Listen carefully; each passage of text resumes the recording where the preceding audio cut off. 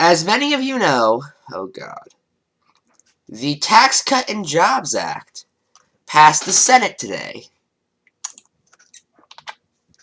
They forced a vote through at about 1 in the morning when no one had really read it, when no one was really even awake, and that's something I do a lot, by the way. I've covered they've done that before with the House version, which I think they actually had to get rid of because it broke House rules, which I think is just absolutely hilarious. But essentially, what they are doing is passing is, because I've covered the Tax Cut and Jobs Act in detail on this show before. You all know how much of a failure this bill is if you watch the program.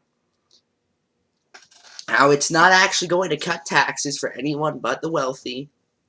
How it's essentially just saying the wealth will trickle down this time, I promise. How their attempt at tax reform is really just a fancy way of saying tax cuts for the rich, etc., etc., and now it's getting really close to being signed into law.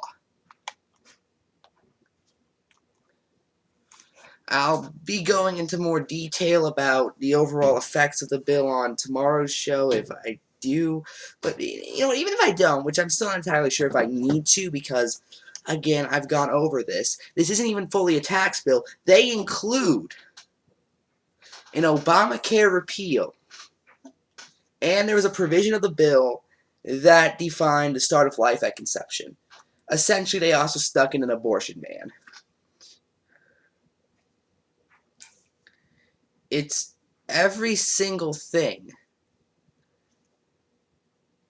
that they've been going through over and over again, and that has really been building up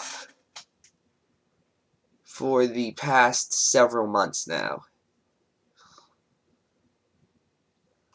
And it is just, oh God, they're here.